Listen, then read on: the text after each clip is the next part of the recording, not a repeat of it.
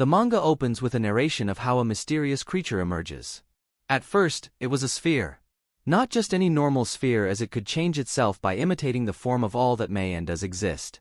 It was thrown upon the land, and for some time, it assumed the form of a rock. When temperatures rose, it copied the appearance of moss. Before long, snow began to fall upon this land. A single wolf came ambling from the south, and once tried it rustled and took the form of an animal and gained consciousness. It did not know which way to go, but it could instantly replicate the wolf. Its movements were slow and blood ran down the back of its leg. Evidently, it had copied the injured wolf wounds as well. Its initial discomfort and pain healed within 20 seconds, and it continued on without issue. It began to walk, carving into its mind new sensations, the frostiness of the wind and the smell of the snow, yet has no destination. A young boy rushes out of the tent as soon as he sights him and exclaims, expressing how happy he is to see he is back. The nameless boy calls him Johann. He continues to lament about how worried he has been since he has gone for 2 months. Knowing it wouldn't forget him, he hugs him and pats his head. He observes he is quieter than usual, but concludes it might be because he is tired. He allows him to rest, and after some minutes serves him his food. He simply stares at the meal with no attempt of eating it. He then decides to feed him. After the meal, they both went to bed, and this nameless boy was the first he met. The next morning, he quickly makes them breakfast, but Johann, as he calls him, refuses to eat. Notwithstanding, they head out to the wilderness. Strangely, besides this nameless boy, there were no people to be found. Outside his tent, there were only some buildings that had long since fallen into despair. He reveals that his aunt and others had left 5 years ago to a place very far beyond horizon, believing that there they will find people and food. According to them, the place is like a paradise where people smarter than them live happily every day. He also wanted to go with them, trying to sneak out with the adults, but he stopped him by biting his leg. Then, they all told him to stay behind and look after his grandparents, promising him they would come back with souvenirs if they found the place. In the end, the ones left behind were the grandparents he couldn't save and the 2 of them. When they returned home, luckily, he caught a big fish from the river beside his house, and he asked Johann to let them eat it raw so as to save fuel. He at first refuses to eat, but later mounts on it and begins to eat. He shows him the drawings of his family on the wall. He made the drawing as evidence that people were there, and so he would not forget their faces. He perceives Johann wants him to draw him too, and he immediately draws him. He tells him he wants to leave the place to meet new people and have new experiences no matter what. The next day, he sets out for the journey, and he decides to move towards the south, and they continue to move until they can't find the ocean anymore. He looks forward to having different meals apart from fish. He anticipates what his destination will look like. Soon, it started to snow, but he wasn't ready to stop the journey. Afterwards, they find a tree, and he sees it as proof that they are getting closer to the mountain, and also uses some of it as fuel. Unexpectedly, he fell into a river unknowingly, and he was completely soaked. He also sustains an injury which he treated immediately. He decides to have some rest, but Johann wants them to stop. The boy says he's never going to stop as long as he has the strength. He was too determined to return to that house. He assumes his family didn't return because they are already enjoying paradise.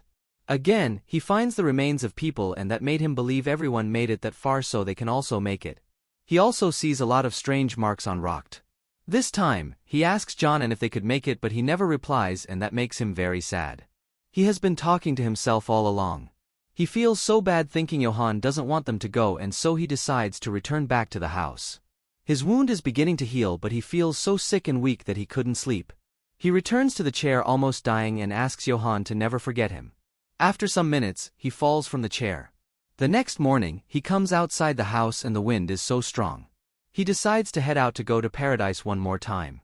He sees people around him, and he is happy he won't be alone anymore.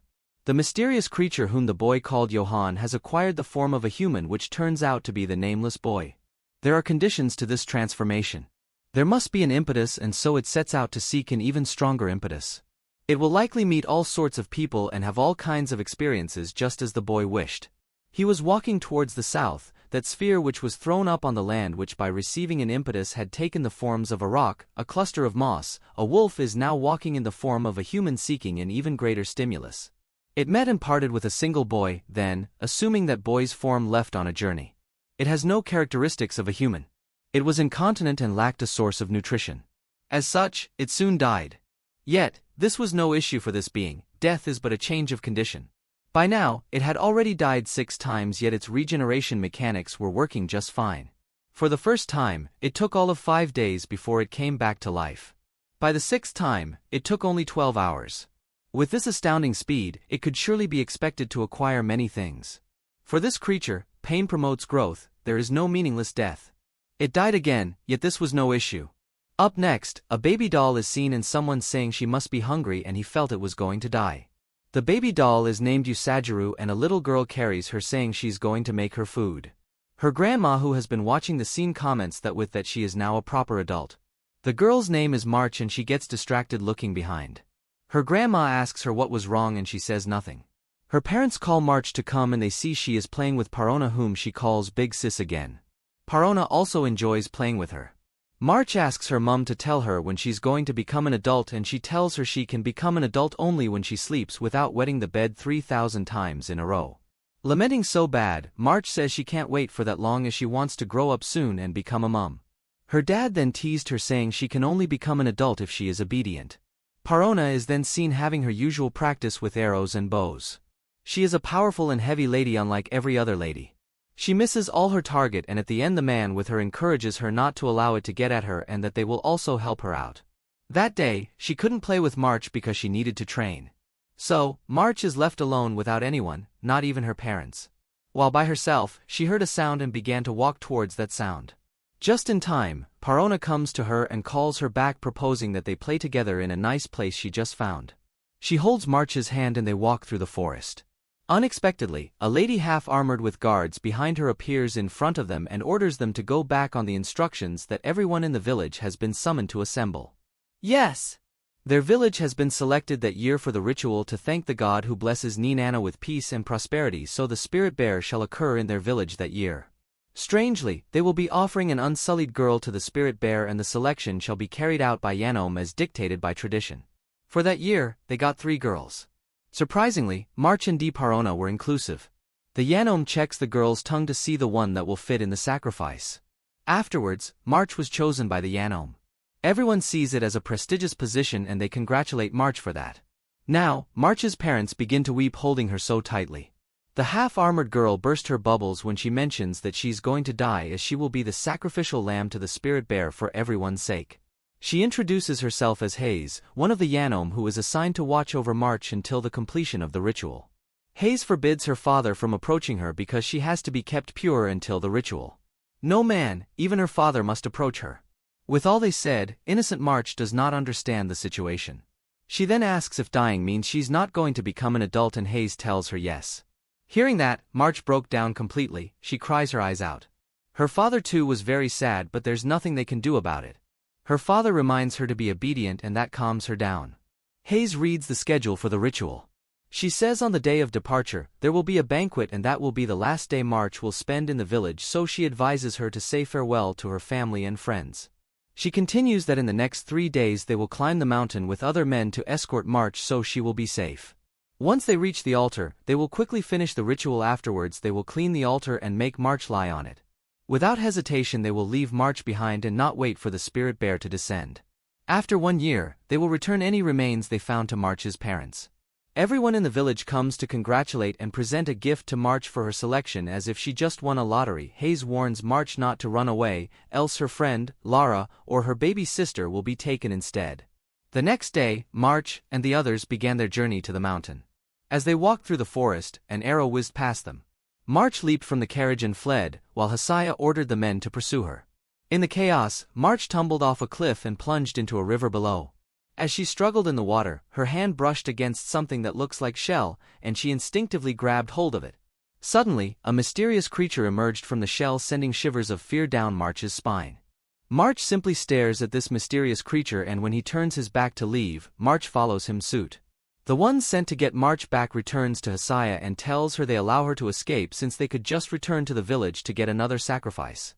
Hasaya becomes very angry and she instructs them to continue with the search to find her, but they informs her that there is a monster. March continues to follow the strange creature without fear and she inquires who he is. She wonders why he is a shell at first and suddenly he comes back to life. Then, she remembers something related to that her sister calls immortal. March continues to ask him different questions but he wouldn't say anything and that got March really frustrated. They see a tree with ripe fruits on their way and the strange man stares at it. March quickly offers to get it for him and he munch on it like a hungry man who has been starved for years. March tries to teach him some food etiquette, wondering if his parents never taught him, but he just ignores her. The strange man eats like an animal and even eats March's portion, and that makes March cries. Later, they gets along and he smiles at March. The strange man leaves March behind, but she still goes after him. He gets to a spot and sit to sleep.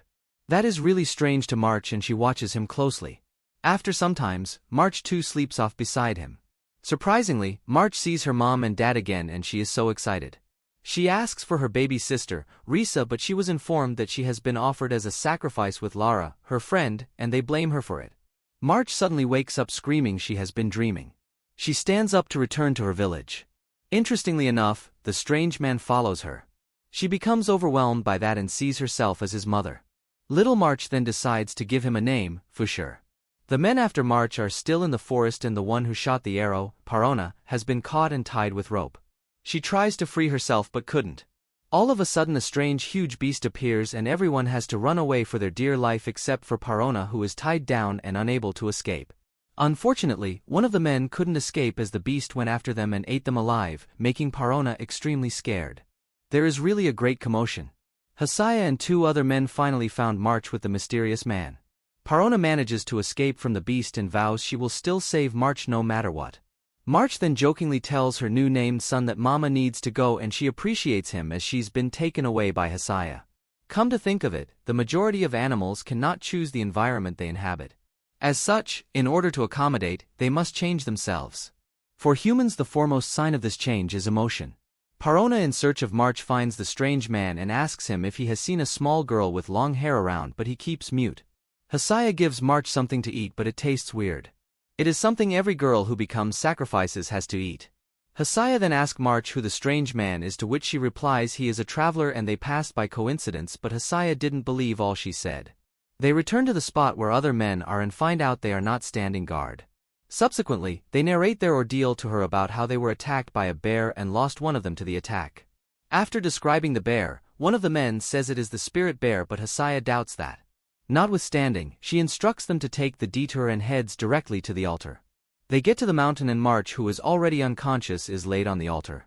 Hasaya and the men decide to head back immediately, but strangely they heard a sound. Surprisingly, the bear appears and at the same time Parona comes to the altar. Parona tries to wake March up before the bear gets to her, but it seems she's fast asleep. Hasaya tells the men with her to let them leave immediately. Things become more interesting when the strange man March met earlier also joins the scene. Funny enough, he is immediately devoured by the spirit bear. After a while we see that bear struggles to eat the strange man and a serious fight emerges between them when the strange man also turns a wolf. The strange man manages to overcome the spirit bear. Finally, March opens her eyes and she sees her big sis, Parona, smiling at her. Seeing how things go, Hasaya brings out her sword and points it at Parona and March. She tells them she will pretend March has been sacrificed successfully, so they either have to die there or come to her country to live. However, Parona hugs March so tightly and tells her to let them live. One of the men says they will have to return home with March, the bear, and the wolf, to which everyone agrees. March wanted to play with the wolf, but her sister cautions her not to. The wolf takes a look at March, moves back and says thank you to her. The wolf seems weird to everyone but not March. She plays with the wolf and feeds it. March, Parona, and the old woman who is a shaman of Yanome, the one who picked March to be the sacrifice, were in the carriage with the wolf. March asks the shaman why she has to choose her and she tells her she is the prettiest of all the girls. The shaman reveals how desperate the people were to enlist the help of a fake shaman to kill people because they want the abundance of land of the Ninana, and that is why they are so absorbed in Ninana's tradition and sacrificial ritual.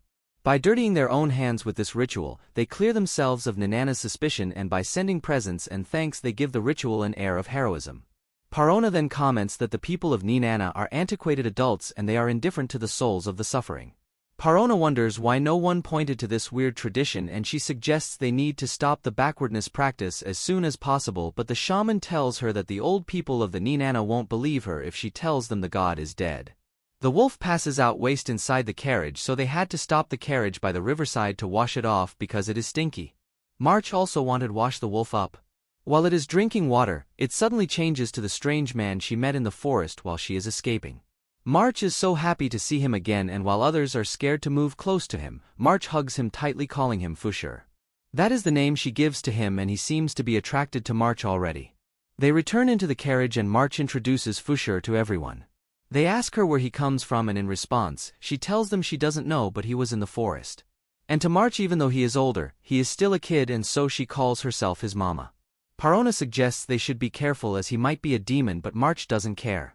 Meanwhile, Parona is curious of what will be their fate henceforth. Hasaya then reveals to them that from that moment onwards, they are no longer daughters of Ninana but of the Yanome. Finally, they arrived at the country of the Yanome and there are a bunch of tasty-looking stuff everywhere that makes March very much excited. Hasaya warns them not to act carelessly and if there is anything they'd love to eat they should inform her and she will let them have it. Parona and March become so excited at last. March is the happiest to be in the country of the Yanome. She already begins to make friends. She see a father and a mum playing with their baby and that makes her feels down a bit and she remembers her parents in Ninana. Fortunately, they see a letter shop where one can convey his feelings. Parona takes March there and she is asked to write her feelings. March couldn't write so the attendant offers to write for her. The attendant is amazed to see someone from the holy land of the bear. Unfortunately, the letter can't be sent to Ninana because they have no written script so her parents won't understand. March sends another written and this one carries the image of her palm and she says it means she is doing well and her parents will understand that. Afterwards they have their dinner and they enjoy it, especially March. Surprisingly, Fushur eats directly with his mouth like a dog. March tried to teach him but Hayes tells her she should use the chopsticks as well. Hayes also asks them if they will love to live in Yanome for the rest of their lives but March isn't completely comfortable. Within some minutes, Parona and March sleeps off but Fushur did not sleep. They are taken away by some men. Home, just Hayes repots the situation of things. During the iteration of the ritual which has been conducted for so many years, they caught sight of and subsequently captured the spirit bear. In addition to there is something to show them. As they are returning from the ritual, they witness Fushur take down the spirit bear.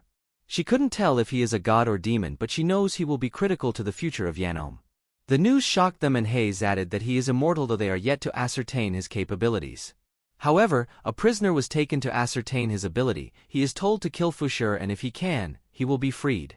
Without wasting time, the prisoner pierced his shoulder with a spear and to his utmost immediately the wound disappeared. Fushur throws the spear at him targeting the same spot as his and the spear hit his shoulder. He groans so much in pain as it hurts so badly he then confesses that he cannot challenge him anymore and he is returned to the prison. The next challenger also come up and he pierced the spear into his stomach. Even though he knows he is immortal he hopes to get rid of him so he would be free from the prison and enjoy life so he begs Fushur to die for that sake. Funny enough, that didn't work on Fushur. Two prisoners were again taken to challenge him and they decided to cut off his head. Strangely he takes his wolf form and somehow dodges their attack. He then launches his own attack and before they know it, he escapes. Hasaya goes after it and shoots an arrow at him. It hits him and they capture him again. This time, they impale him. With regards to acquiring something from this external impulse, Fushur fails to transform into a stimulus. Perhaps, it is because he has acquired consciousness, the first level of growth. Had he transformed into one of the arrows or sword impaling him, or simply died he would certainly have found release from the pain but he did not choose to do so. This could be understood as a result of the influence of the will of either the boy or the wolf. But the true cause was likely there was no need. Rather than discard consciousness and wait for external change, it is more logical to walk on his own feet and seek change himself. After all, that is how he was designed.